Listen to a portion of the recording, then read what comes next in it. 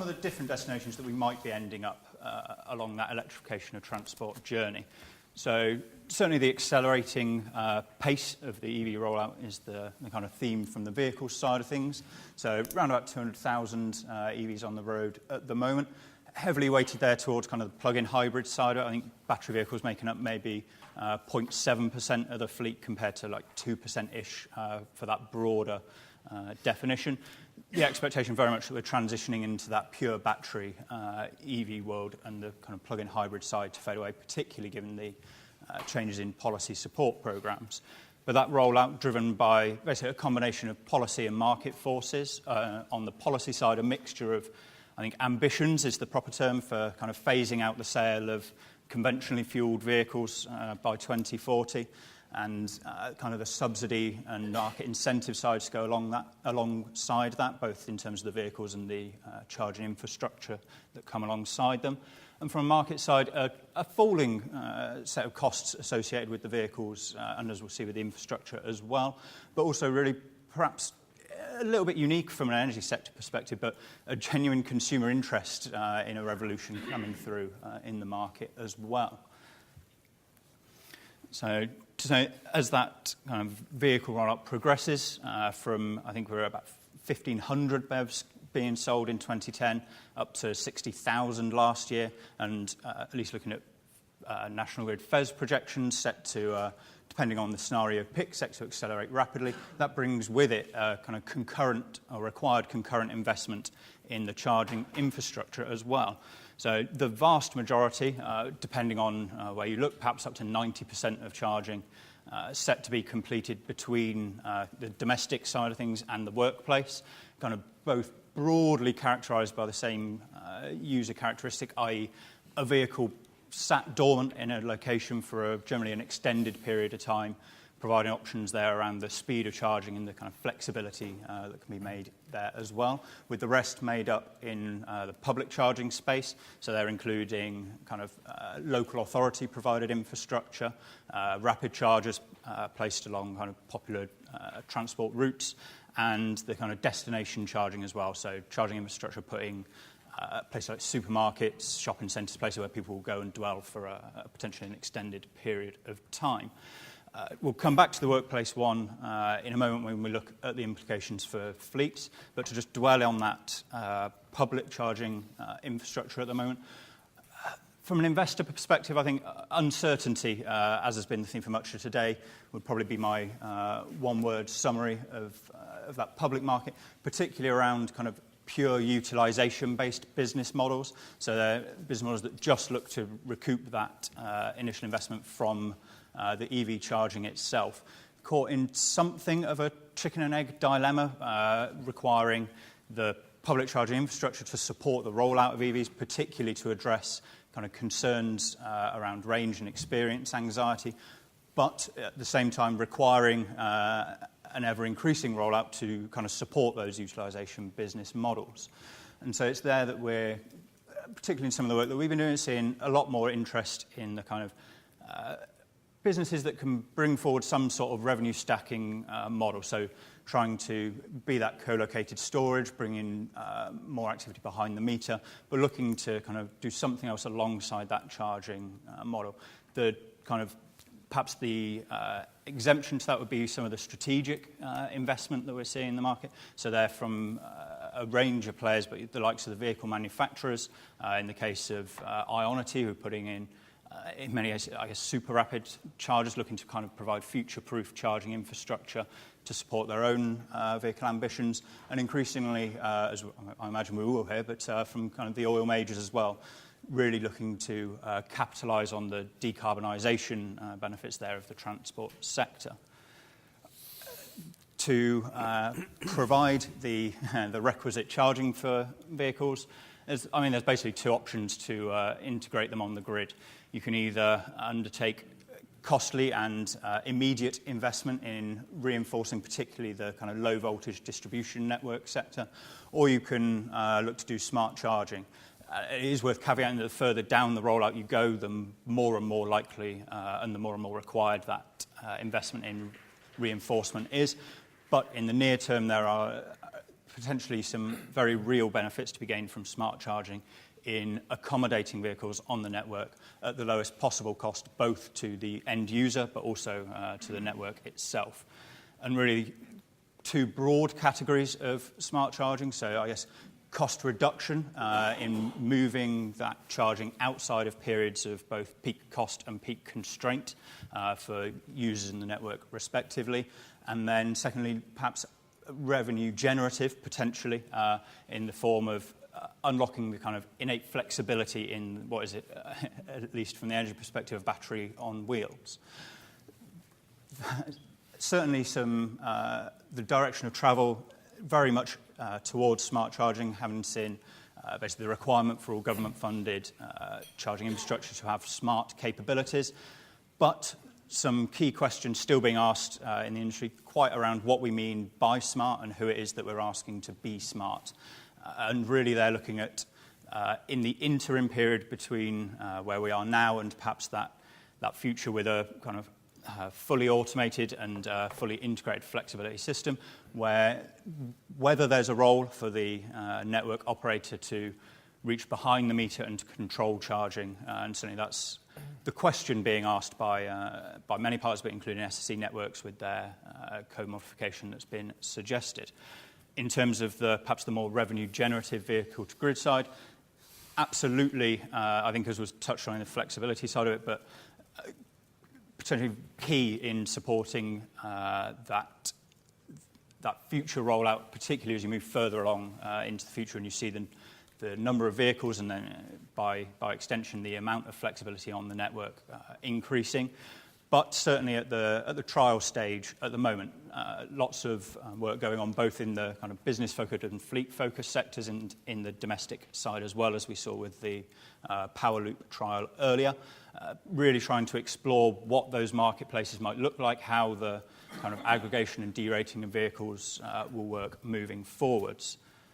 And so to kind of return then to that workplace charging and to look at the fleet side of it, so just as with the kind of the main market rollout, if you will, fleet electrification driven both by kind of policy incentives and genuine market forces as well. The broad expectation is that the fleet sector will be moving first on that electrification side of it, certainly ahead of the kind of wider consumer-driven market. They're up to potentially 58, or certainly, in the last year we saw 58% of new vehicle sales going into the fleet market, and that kind of weighting expected to continue, especially towards the electric vehicle side in particular. And certainly depending on the survey that you pick, but I think up to about 90% of fleets looking to have at least undertaken some electrification activities by the late 2020s. From a policy side, really, I guess the clean air zones or providing a real steer, especially here in London, but around kind of requirements for tenders as well. We're starting to see some requirements for carbon reporting and for green initiatives within fleets as well. And on the market side of things, certainly the lower costs associated with electricity versus those conventional fuels, and kind of, as I said, that future promise of potentially some genuinely revenue positive activities around the flexibility side of the market as well. Mm-hmm. But again, it's in that interim period that I think the challenges are particularly pertinent. Certainly today, a comparative lack of models, particularly, I guess, in the kind of heavier goods section, so certainly looking at electric vans there, and really, at the moment at least, a lack of crossover between fleet managers and the energy sector. Traditionally, perhaps not the most established avenue of communication there. And from a kind of implementation side, I think one of the experiences that we've come across repeatedly are potentially prohibitive costs of looking to install significant charging infrastructure in workplaces and in the public sector as well. In no small part there from the cost associated with connecting to the network itself before you then look at the kind of non-incremental investment in the charging infrastructure itself and concerns around the kind of future-proofing of that infrastructure as well. And so to just then finally look at kind of the retail side of things, really from it's just a very illustrative and stylized view of the kind of value chain around EVs and energy there. But to say that there are absolutely distinct and very real opportunities to act as specialist players within each of those avenues, particularly in that IT and data services we've heard, those kind of data capabilities really providing something of a source of differentiation between those parties looking to kind of build out their physical infrastructure capabilities at the moment. But a broad direction of travel that we see in some of the retail propositions, especially into that business market, is towards that mobility as a service offering. So I guess a portfolio set of propositions providing something in each of those kind of value pools, really working to kind of tackle that range and experience anxiety from a consumer perspective and trying to build that revenue stack from a business side of things. I think the heading in the programme is to look at kind of the integration of EVs within power contracts, and I absolutely think that is part and parcel of this. Perhaps the question that I would end on is that whether that is a one-way street or whether we might actually start to see kind of power integrated into wider mobility contracts with the kind of diversity of players looking at that EV and energy market only increasing, be it from kind of oil majors, from vehicle manufacturers themselves. You don't have to look too far to kind of see significant headline investments from those vehicle manufacturers in electrification. Yes, but also in kind of wider mobility services, be that ride sharing or kind of autonomous vehicles further down the line, but also from kind of dedicated charging providers and from those other kind of new entrant mobility platforms as well. So I'll end it there. If that's all right, we can head into the question and answer session. Yes, thank you, Jacob. That was very good.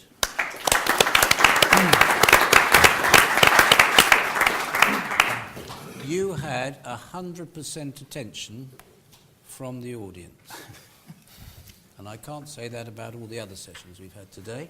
So this is something that obviously people are very interested in. Before we get to the questions, I need to ask Andreas why a company like Centrica wants to get involved in all of this. Why do we? Yeah. In first instance, we have an interest.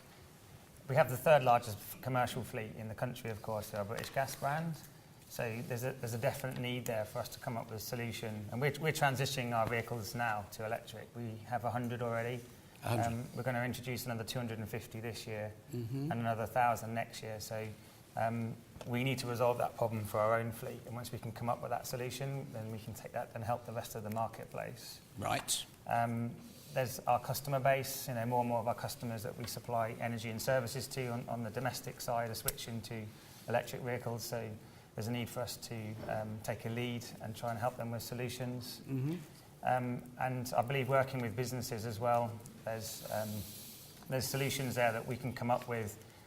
I know Jacob mentioned before about revenue stacking, but there's definite solutions there that we can work with customers and clients. Okay. We're currently working through pilots and tests at the moment with businesses, and if anyone's interested, speak to me afterwards. Welcome to join the party with that. So you've got a need to do it, and you think by doing that you can share that and make some customer opportunities. Yes. Now, ESB and Paul, why would an organisation like ESB want to get involved in this? And you already are, I think, aren't you? Yeah, so ESB, I suppose, from a charge point ownership and operation perspective, are probably around younger than many. So our electromobility journey started in 2008 in Ireland. So we essentially set about with, I'll say, state aid fund, developing and building the largest and only charge point network in Ireland of 1,100 charge points. They're all yours, are they? So after, I'd say, completing that journey over a 4 or 5 year period, we set our sights on Great Britain in 2017 and established a mandate to grow the business into Great Britain alongside our generation and our electricity supply and trading business. So in essence, from our perspective, we see a place in the market for any of the, I'd say, the utility-oriented entities from the perspective of its electricity infrastructure, ultimately from a charge point perspective, it's electricity infrastructure. It's a case of what's the load for, and that's where it then gets interesting in terms of kind of load demand and the forecasting of where things are actually going. And it's really a clash of multiple sectors. That's the really key thing, I think, to all of this, is that we're seeing two traditional sectors in the electromobility mobility space, in the automotive sector, and the energy sector, really colliding and trying to work out some sort of happy relationship. Yep. Okay, and you're involved with London taxis as well, aren't you? Yeah, so at the moment in London we have 55 odd charge points. It's changing every day. We're rapidly rolling out our rapid charge point network across Okay, London great. and in Coventry as well. Great. So we've got an English, an Irish, and we've got a French down the end here. Still English, but a French company. Well, you wouldn't be doing it unless the French wanted you to do it. So what's Total doing in this?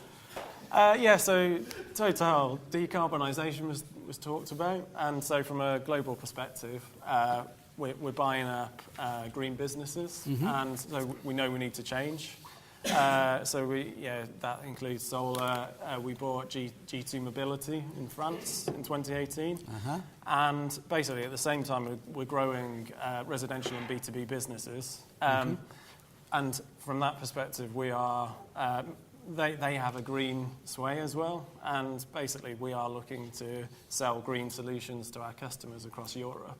Coming to the UK, so Total Gas and Power obviously has a sizable B2B business, and it's more from the perspective our customers are telling us this is the thing they're interested in at the moment, and we see an opportunity for us with energy supply to bundle those things together and provide a service for our customers. And I think you bought a charging point company or something. So we've actually partnered with a US company called ChargePoint in the UK. So that was back in September time. So they are the largest EV installer in the US market. They're coming over into Europe and the UK. And that's who we're working with, because we believe they're a quality product. And you're making those charge points available to your customers and anyone else who wants to have them. And National Grid, you're trying to keep the whole thing together, are you? Absolutely. I mean, somebody's got to make sure the lights stay on when we see this growth of electric vehicles.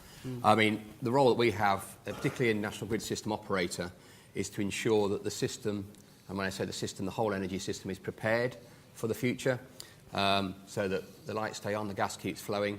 And we do this in a number of ways, and the work that we've been doing, and we've been looking over the last few years, has brought a focus into electric vehicles.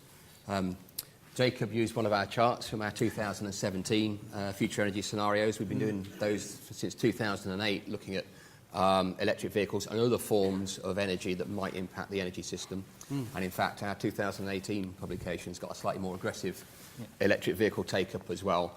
And then we're feeding that back into the wider industry, to people like yourselves, but also into government, to determine what capacity in terms of generation capacity is needed in the future, but also to send signals to the rest of the market about where the opportunity is, and also from our own perspective, what we need in terms of tools and products to actually help balance the network in that future when we see that take up of vehicles. We're heavily involved in the preparations for electric vehicles, and in fact National Grid sits on the EV task force that the government has set up to ensure that the energy system is prepared for growth in electric vehicles and isn't a barrier. Right, so you now know why all these people are here. They're here to answer your questions. Who's going to start off? Yes, sir. Keith Brown, Castellum. We actually make parts from internal combustion engines. But looking to the future, currently, I'm going to say a carbon modest-sized engine, it costs about 15p a mile from fuel. You're going to be the experts on this, I'm sorry, Paul.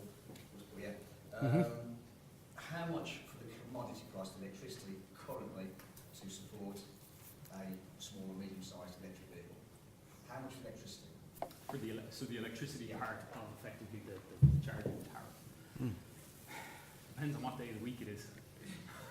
It is the most difficult, arguably the most difficult part of tariff setting and tariff management for charge point operators, is actually trying steady the ship around what the commodity price looks like.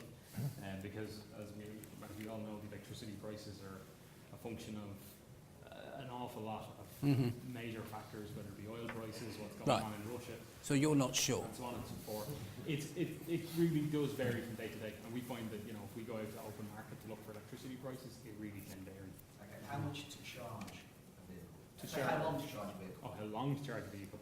It depends on the vehicle. And the charger. And the charger. And the We're really going places here, aren't we? Eh? Paul, have ESB explored like portable home energy tariffs when you're charging publicly? Yeah, we're in the Like, process. it'll be like data roaming when you go abroad with your mobile phone, So in the UK, what we have started to prepare to launch, but it hasn't been launched formally yet, is a home energy tariff that will be bespoke to EV drivers. So from the perspective of the EV driver who has a home charger, that if they take their energy supply from ESB, from our energy supply business in the UK, that they can also get access to lower tariffs on the public charging infrastructure network. But again, this is where, from a tariff perspective and from an energy supply perspective, one of the things that we've learned is that keeping the energy supply aspect of our business very close to our electromobility business in terms of understanding the current state of play in the energy supply business and in the world of electricity supply is really important. So our trading and supply people are really, really close to working on the setting of pricing and tariffs. So at the moment, our public rapid tariff is 29 pence per kilowatt hour and 25 pence for taxi drivers. And that's only on our rapid network at the moment, and we will continue to build further tariffs as our infrastructure is deployed. But surely here we're talking about large power buyers with clout and also with the nimbleness to buy at the right time. So surely this electricity is just being added into their contracts, isn't it?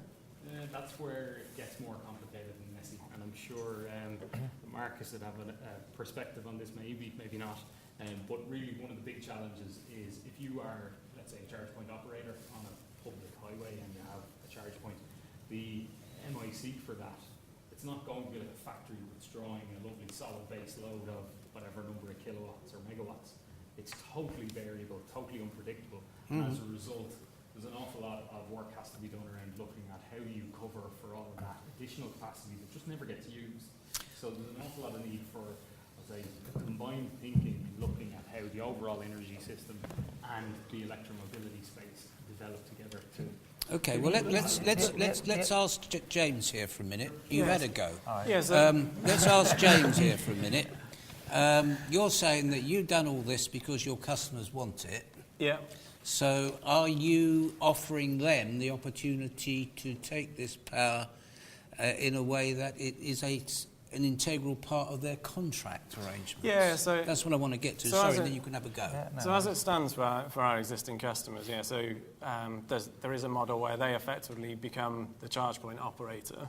And so, for the energy consumed on site, they will just pay for it on their energy contract. Yeah, so And- these and sort of prices are within the appropriate, normal, are they? and so that is one model.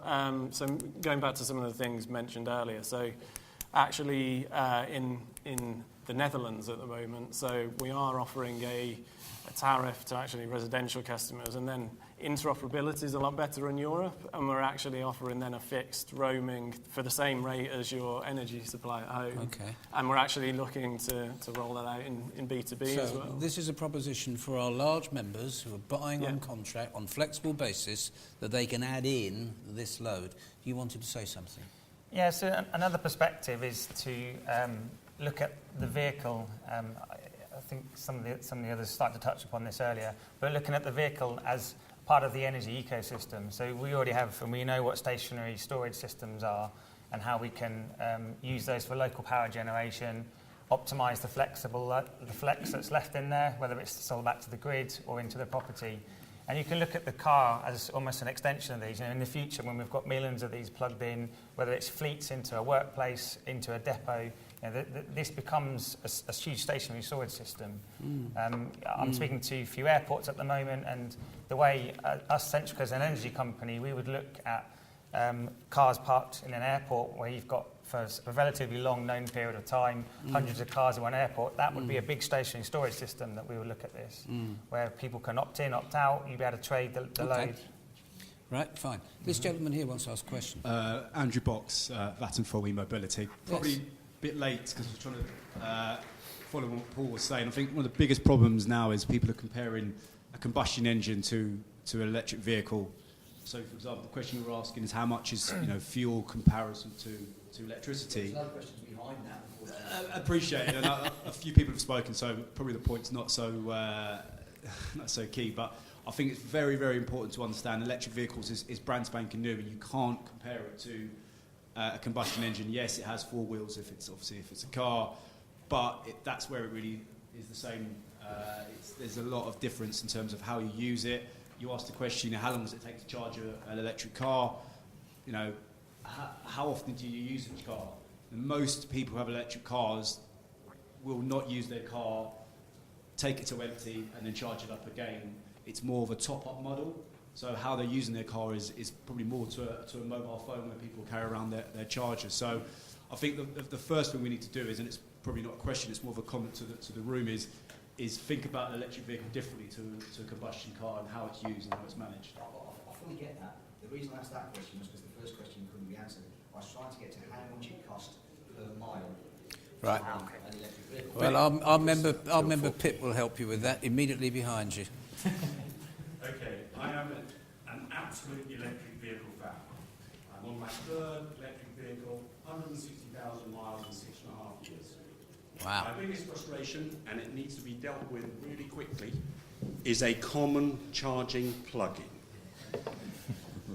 In terms of immediate price, last Thursday, South Mims, 30p a unit, full charge, 40 minutes, £7.50.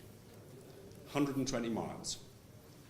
2 weekends ago, Charge Now, Cardiff, 14p a unit, 32 amp supply, 4-hour charge. £4.60, I think it was. So I absolutely use my electric vehicle like I use my combustion engine. I drive it till it's flat, I plug it in, and I have a cup of coffee and have a pee, and then I carry on. So I commute all over the place in it. But the biggest frustration is you arrive at Oxford services or South Mem services, somebody's already charging, or worse, the plug is out of order, and there's a 20-car Tesla station with one vehicle in it that I cannot access. That's the fundamental flaw that needs to be dealt with, because actually I have one sort of plug. A Mitsubishi has a different sort of plug. That is changing. They're moving to Type 2. So there's Type 1 and there's Type 2. That's getting moved. I've got a CCS type and all the other things. That's my frustration, and Tesla is a real problem.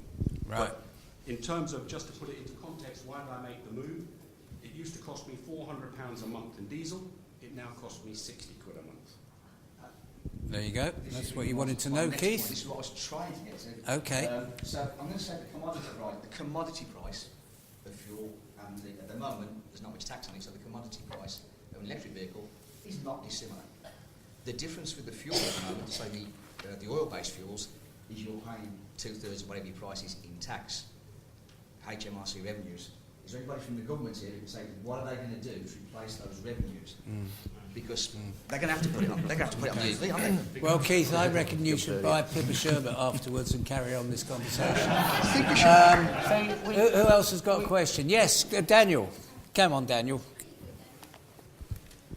Daniel Kenyon, Warwick Heat Treatment. Now, I'm not so much worried about necessarily pence per miles and things like some of these other people. What I'm particularly concerned about is we've got a site, we've got a number of members of staff there. If we assume that they all want to change over to EVs and they therefore assume that we're going to provide them with a charge point in their car parking space, how am I going to deal with the capacity issues, even assuming that they're low supply chargers, because they're going to be at work all day anyway?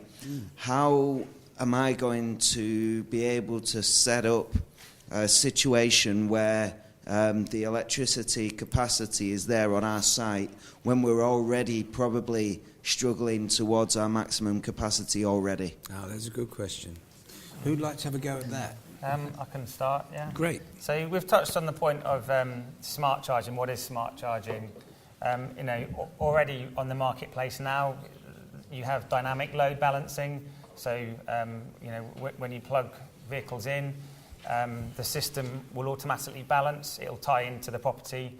It'll assess. The property gets priority. So, of course, like air conditioning, heat, lighting, everything else. What's left over then gets distributed to the charging network.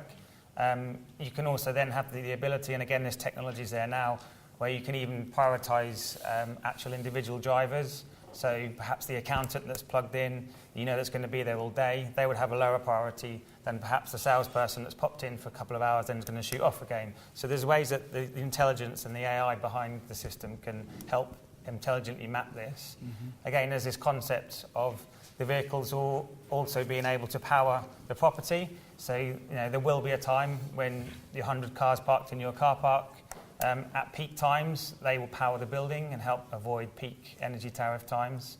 Again, it's this vision of a car that's plugged in at home is powered up overnight, perhaps by wind energy that would previously be unharnessed at the moment. That wind energy would drive the vehicle to the work, and it would power the property during the daytime at peak times. And then the reverse is true. Come home, plug back in at home, where we currently have a peak load, 6 to 9 p.m, and the grid will know about this. In my view is that will disappear because the homes will be powered by the car at this time. And actually, the car, and this ecosystem concept, will help even out, and it will get rid of these peaks and troughs. It'll even out. Mm. Well, that's very exciting. And if you don't have a garage and you park in the street, how does it work? So these is part of the hurdles that we have to overcome now. It's about because your vans, your high-speed gas vans or whatever they are, the Mr. Thurm burns to serve and all that stuff. I mean, they go off at night, and then they'll go straight off to their jobs the next day, won't they? They won't have to come into the office and charge up for 4 hours or something, will they, or what? Yes. So how does that work if they haven't got a garage? These are some of the alternatives that we're starting to explore now. So perhaps. There are deals that we can do with car parking companies. They're currently underutilised at night time. Perhaps the vehicles could be left overnight, plugged in, charging. The individual, the engineer, travels into work. And we have to remember as well that the driver behind this industry is environmental and air quality. And if we are going to tackle air quality, especially in cities, one-third of the pollutant comes from transport. So it has to be addressed, this move away from diesel and some of these other fossil fuels. And this is part of the driver behind the system. It's just about us working and finding a way to make this work. Well, you're absolutely right, because the members I go and talk to, they say, well, if we continue to use our diesel delivery vans in city centres, we are going to get charged a very high premium for so doing. So it changes the economics of the whole thing. Yes. Is that Andrew over there? Oh, yes. Hello, Andrew.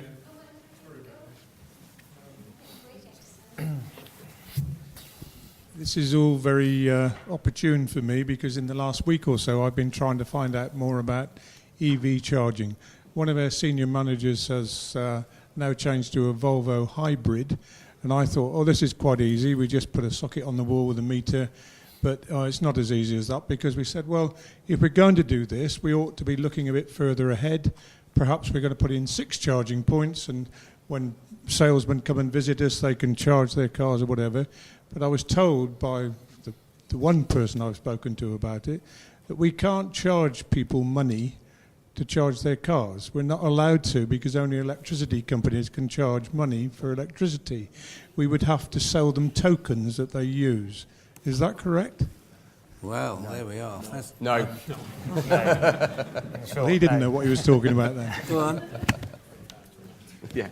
And in fact, at our site at National Grid in Warwick, we've got, I think, about 20 charging bays now, and that's been operated by an external company that charges the employees to charge their car. And I think the gentleman over here was making a point about, I've not got enough capacity on my local network. if everybody charged at the same time, you won't have enough capacity, but people won't charge at the same time. There's natural diversity, and that's something we look at on a national level. That, you know, I've got an electric car, I charge it every fourth day or something like that. I don't charge it every night, it's not plugged in every night. So, you know, you've got that natural diversity of your employees will be coming in, and as batteries get bigger, that diversity will get greater as well, because if you've got a car that's got a 200-mile range or a 300-mile range, you know, that's similar to a petrol or diesel car in terms of, you know, the regularly you plug it in and fill it up, and it might only be, you know, might only fill it up once a week or once every 2 weeks. So you'll get that natural diversity. But as the growth in electric vehicles does happen, the local networks will come under strain, and that's where some of the managed charging and smart charging solutions that have been put forward now are to preempt some of those problems. But there will have to be investment in the local networks at a point in time if we're going to have, especially spread out charging, where people have them at their homes and things like that. If you move to more of a hub model, then actually you can connect to the higher voltage tiers of the local networks, and that might solve some of those deployment problems, and becomes more of a sort of a destination type solution that Jacob was talking about earlier. So there's lots of solutions out there, and one of the things that the task force that I sit on is looking at this, and also interoperability of charge points as well. That's well understood. It's not my area, but it is a massive frustration. That's one of the reasons I only charge at home. I don't even charge at these points, and it costs me 7 pence a unit to charge overnight, by the way. Okay. Well, the arrival of Peter tells us that we've run out.